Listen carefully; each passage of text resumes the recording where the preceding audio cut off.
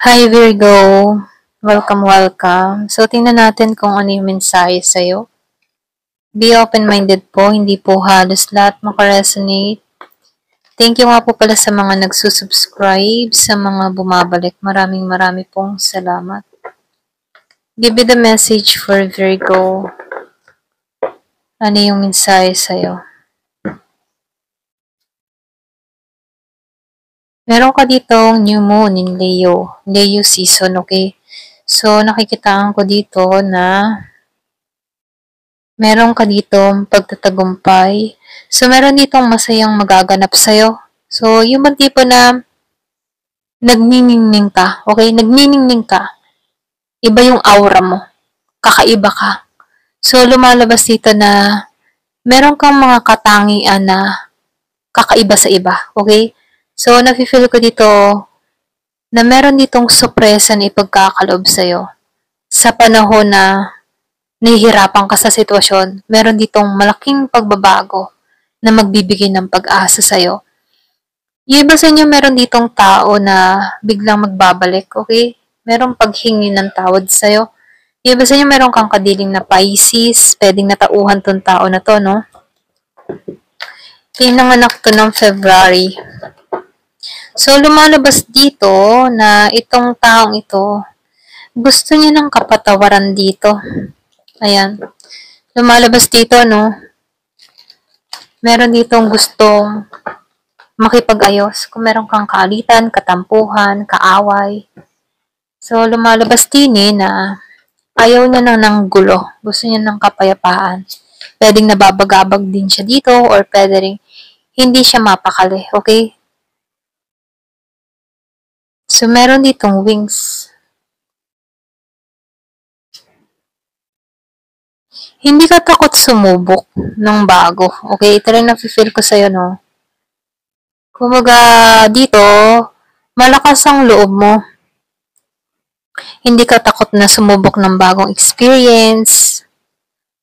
So, nakikita ko dito, yung iba sa yung adventurer or pwedeng sabihin na nasi-challenge ka sa mga mahihirap na pagsubok. Kaya dito, no, hindi ka takot na sumugal or mag-try. May transformation na nangyayari sa'yo. Kumbaga dito, malaya kang gawin yung mga bagay na gusto mo. Meron din ako nakikitang message na parating yung sa panahon na naguguluhan ka, meron ako nakikita dito magme-mensahe sa'yo. Yung iba sa inyo, no? Meron dito biglang magpaparamdam. Pero, malaya ka dito. Okay? Yung matibang malaya ka sa sitwasyon mula sa tao na to, bigla itong magpaparamdam. Kung meron kang kilalang ganito. Iba sa inyo, Pisces to eh. Magpaparamdam to at hihingi ng tawad sa'yo. So, dito handa ka na sa malaking pagbabago. Handa ka na mangarap muli. Handa kang bumuo ng minimithi mo. So, nakikitaan ko dito yung goal-oriented or pwede meron kang mga plano or meron kang gustong isagawa na gusto mong maganap sa buhay mo. Gusto mong ma-achieve to. Kung ano man yung dream mo dito, no? Andito yung passion mo sa nais mong makamit dito. So, lumalabas dito, meron ditong may talent, gifted, ganyan.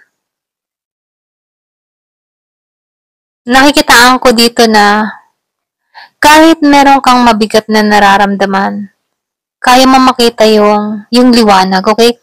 Yung man tipo na, for example, nasa isa kang madilim na lugar. Kumbaga, madilim na madilim, pero meron kang nakikitang tuldok na liwanag. At yun yung pag-asa mo na meron pang liwanag sa dulo. Kailangan mo lang magsumikap. So, lumalabas dito na kahit meron kang mga pagsubok na kinaharap, hindi ka nawawalan ng pag-asa na merong kasagutan sa mga problemang kinakaharap mo. So, lumalabas dito na hindi ka nawawalan ng pag-asa. Lumalabas dito na open-minded ka, positive ka, Ganun yung energy mo, okay? Ganun yung aura mo. Kaya mo magningning kahit sa madilim na lugar, okay? Para kang liwanag. Ayan.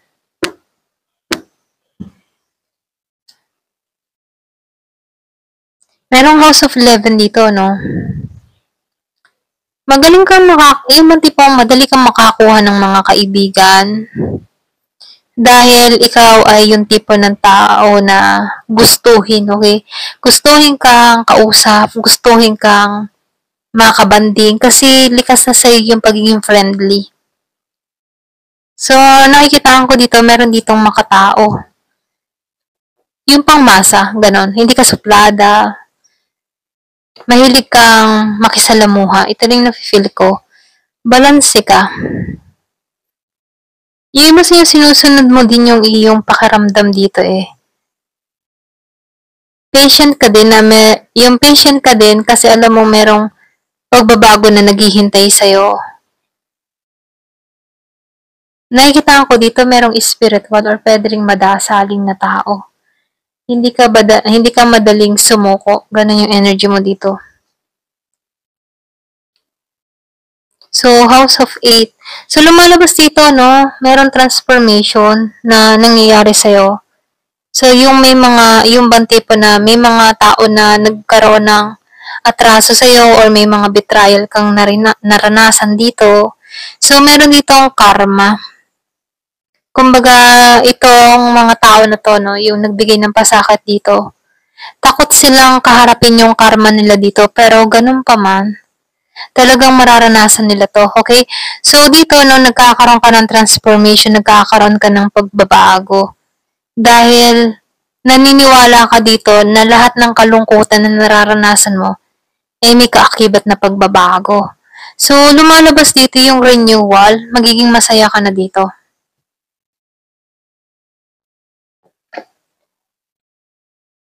O, di ba?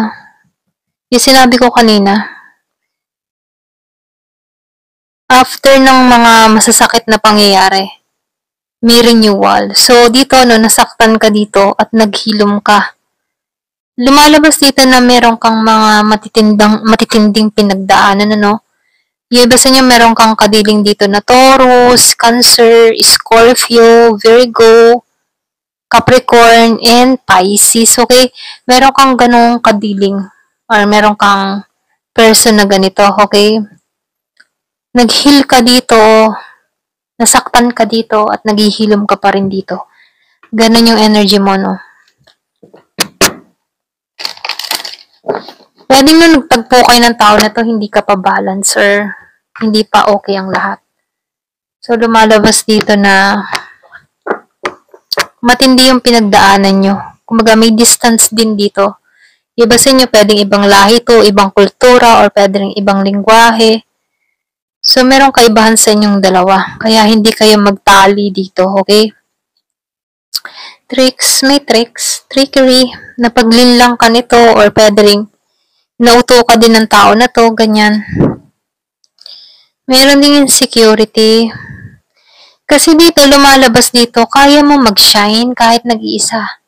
Yung bang tipong hindi mo kailangan ng katulong-katuwang para magtagumpay kasi kaya mo yung sarili mo. Merong na-insecure sa'yo dahil ikaw masyado kang protektado sa heart mo. Okay, pinoprotektahan mo yung heart mo.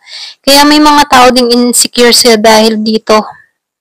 Yung bang tipong kahit nasaktan ka, nakikitaan mo pa rin yung liwanag, okay? Kahit nasaktan ka, alam mo sa sarili mo na merong pag-asa. Ganon. So, lumalabas dito, merong mga naiinggit din dito sa pag-uugali mo kasi hindi nila matarok kung anong klase yung mind mo, okay? So, meron ditong mga naiinggit. Yung, for example, matindi na yung mga pinagdaanan mo sa tao na to, ng tricks na to, ng daya na to, pero napatawad mo pa rin siya dito.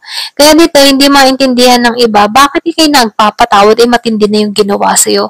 Hindi lang alam ng iba, kaya ka nagpatawad dito dahil hinanap mo lang yung kapayapaan mo. So, lumalabas dito, insecure sila sa pag-uugali mo, sa mga katangian mo, at sa takbo ng iniisip mo. O, diba? Magaling ka eh. Matulungin ka pa. may malasakit ka sa kapwa, ganon ka, maalalahanin. So, meron din mga naiintriga sa'yo or naiinis, ano? Ito lang nakikita ko. Meron din na naiinis sa attitude mo, ganyan. Kasi ikaw, hindi nila masira yung kapayapaan mo. Ayan. Kaya may naiinis. Kaya mong i-handle yung sitwasyon mo. Ganon. So, tingnan natin dito, no?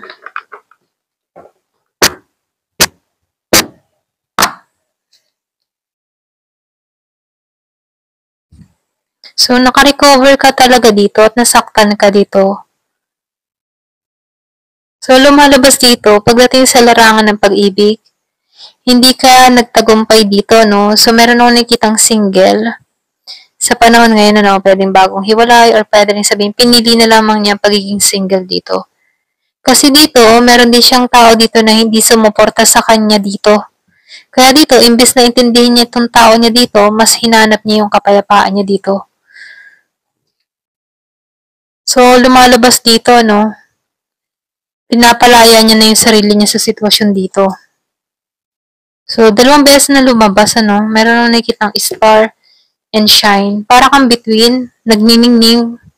Para kang araw, nagniningning din. So, yung hiling mo dito, matutupad.